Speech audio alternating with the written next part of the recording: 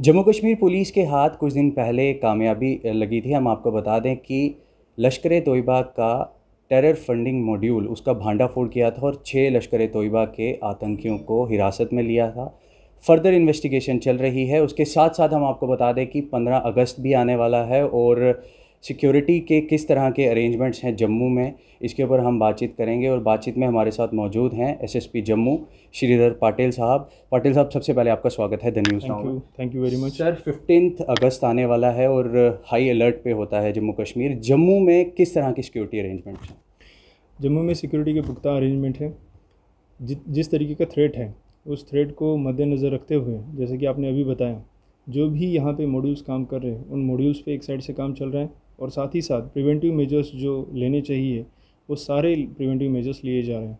जगह जगह पे नाके हैं, चेकिंग चल रही है, बॉर्डर की टाइटनिंग हो, बॉर्डर पे नाके लगाना हो, बॉर्डर से आने वाले सारी गाड़ियों की चेकिंग हो या कि कोई सस्पिशियस व्यक्ति हो उसकी चेकिंग हो, वो सारी चीज़ें एक साथ की जा रही है। नाइट में आप देखेंगे, नाइट में भी चेकिंग चलेगी, दिन में भी चलेगी। जहां हमारा मेन फंक्शन है, मेन फंक्शन के लिए स्पेशल सिक्योरिटी अरेंजमेंट्स उस दिन के लिए तैनात किए जाएंगे। उसकी सारी तैयारियां चल रही है और बहुत अच्छी तरीके से चल रही है। जम्मू कश्मीर पुलिस के साथ साथ पैरामिलिट्री के ऑर्गेनाइजेशन जिसमें सीआईएसएफ, सीआरपीएफ, बीएसएफ, आईटीबीपी, ये लोग भी हमारे साथ इस बार जुड़े हुए हैं और ये लोग भी हमारे साथ कंधे से कंधा मिला के काम कर रहे हैं। हम आपके माध्यम से जम्मू की जनता को ये अपील करना चाहेंगे कि 15 अगस्त के इस फंक्शन में आप लोग जो इस बार एक अलग तरीके का चैलेंज हमारे सामने है कोविड के रूप में, उस चैलेंज को मद्देनज़र रखते हुए इस फंक्शन को सेलिब्रेट ज़रूर करिए, लेकिन सेलिब्रेट सोशल डिस्टेंसिंग के नॉर्म्स और बाकी जो गवर्नमेंट की गाइडलाइंस हैं उन सभी का पालन करते हुए सेलिब्रेट कीजिए। साथ ही साथ आप हमारे साथ अपने आप की सुरक्षा रखने में सहयोग करें। सहयोग इस तरीके से कि अगर आपके आसपास में कहीं भी कोई भी व्यक्ति या वस्तु कोई संदिग्ध मिलती है, कोई सस्पिशियस एक्टिविटी आपके नज़र में आती है, तो वो एक्टिविटी आप 100 पे कॉल करके जम्मू पुलिस को तुरंत बताएं ताकि हम टाइमली एक्शन ले सकें। टाइमली एक्शन ले लेंगे तभी जाके हम सभी लोग सुरक्षित रहेंगे और उसके लिए जम्मू पुलिस सदैव तत्पर रहेगी।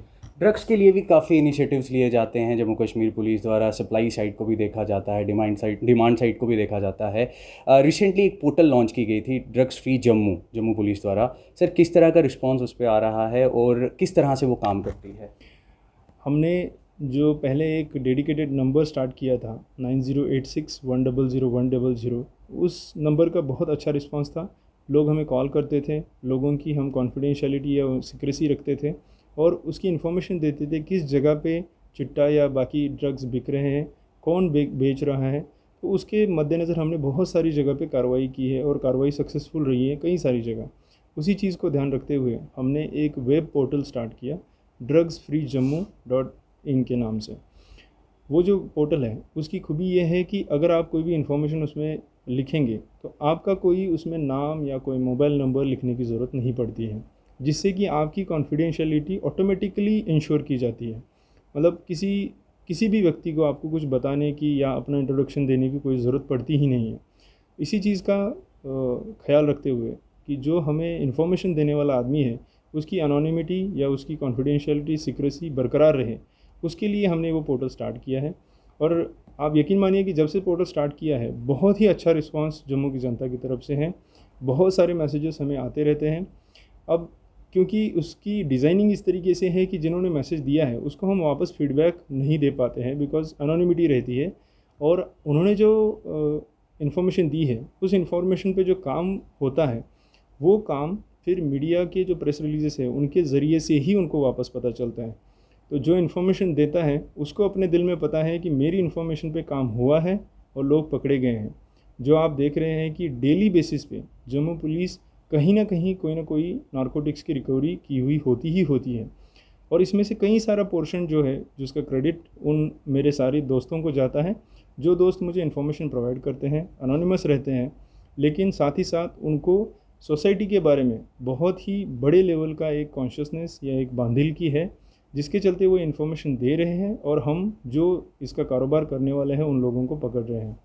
आपने देखा होगा कि हर दिन कम से कम 2-3 प्रेस रिलीज़ आपके पास आते हैं, जिसमें किसी जगह 5 ग्राम 10 ग्राम से लेके बहुत बड़ी बड़ी क्वांटिटीज़ किलोज़ में हम पॉपी स्ट्रॉ रिकवर करते हैं। किलोज़ में हेरोइन वगैरह रिकवर करते हैं और उसका कहीं ना क्रेडिट उसको भी जाता है। ये जो इनिशिएटिव हमने लिया था स्टार्टिंग में, टू बी वेरी फ्रैंक, कि हमें इतनी उम्मीद नहीं थी कि इतना ज़्यादा ये पॉपुलर होगा, लेकिन लोग इसको बहुत ज़्यादा चाह रहे हैं और ऑन एन एवरेज हमें दिन में 4-5 मैसेजेस कम से कम आते ही आते हैं, कहीं ना कहीं किसी न किसी जगह जो नारकोटिक्स के काम करने वाले लोग हैं उनके बारे में जानकारी मिलती है। पाटिल साहब, मेरा एक सवाल रहेगा, फेस्टिवल सीज़न है, रक्षाबंधन अभी ख़त्म हुआ, उसके बाद कृष्ण जन्माष्टमी है, तो इन दिनों पे पतंगबाजी बहुत ज़्यादा की जाती है। गट्टू जिसके ऊपर बैन है, चाइनीज़ थ्रेड, लेकिन अभी भी धड़ल्ले से मार्केट में वो बिक रहा है। कुछ दिन पहले एक हादसा भी हुआ जिसमें एक व्यक्ति की मृत्यु हो गई। एक हादसा होते होते टला था, गुज्जर नगर पे व्यक्ति को आके गट्टू लगता है और वो बच जाता है। बहुत अच्छी बात। सर, क्या चेक है आपकी टीम द्वारा, क्योंकि अभी भी मार्केट में वो बिक रहा है, और क्या मैसेज रहेगा जो लोग इसे अभी यूज़ कर रहे हैं? एक बहुत ही अनफॉर्चुनेट इंसिडेंट यहाँ पे हुआ है जिसमें एक आदमी की मौत होने का सामने आया है। मीडिया की तरफ से ही ये हमारे सामने आया था। कल मजिस्ट्रेट की तरफ से इसमें 144 के अंडर ऑर्डर इशू हुआ है और चाइनीज़ मांझा बेचना एक कानूनन जुर्म करार दिया गया है। तो कल से हमने सारे जितने भी हमारे SHOs हैं, चौकी ऑफिसर्स हैं, सारे ऑफिसर्स को ये डायरेक्शन दी है कि किसी भी दुकान में ये चाइनीज़ जो मांझा है ये बेचा नहीं जाएगा और अगर कोई बेचते हुए मिला तो उसके खिलाफ़ कानूनी कार्रवाई की जाएगी।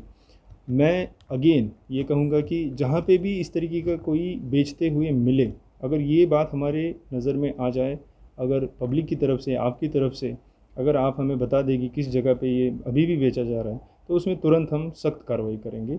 ये लोगों के जान का मसला है, इसमें बिल्कुल कोई कोताही पुलिस की तरफ से आप बिल्कुल नहीं देखेंगे। ज़रूरी मैं ये चाहूँगा कि आप, मीडिया की बड़ी ज़िम्मेदारी इसमें है, मीडिया वाले हमें बता दें अगर कहीं पे उनके नोटिस में आता है। हमारे अपने चैनल्स तो है ही है, पब्लिक की तरफ से भी अगर ये हमारे नोटिस में आएगा तो तुरंत कार्रवाई उसमें हो जाएगी। द न्यूज़ नाउ से बात करने के लिए बहुत बहुत धन्यवाद। थैंक यू, धन्यवाद। तो ये हमारे साथ एक्सक्लूसिव बातचीत में इस समय जुड़े थे SSP जम्मू श्रीधर पाटिल साहब, और जिस तरह 15 अगस्त है और 15 अगस्त को लेकर किस तरह के सिक्योरिटी अरेंजमेंट्स हैं जम्मू में, उसके ऊपर हमने पाटिल साहब के साथ बातचीत की। और हमारे पुलिस के जाबाज जवान एक्टिव हैं 24/7, हमारी सिक्योरिटी फोर्सेस एक्टिव हैं, हमें उनको सल्यूट करना चाहिए, क्योंकि वो लोग ड्यूटीज़ दे रहे हैं, टफ सिचुएशन के बीच में भी ड्यूटीज़ दे रहे हैं, तभी आप और हम अपने घरों में सेव हैं। कैमरामैन साहिल शर्मा के साथ मैं Somil Abrol, the news now Jammu.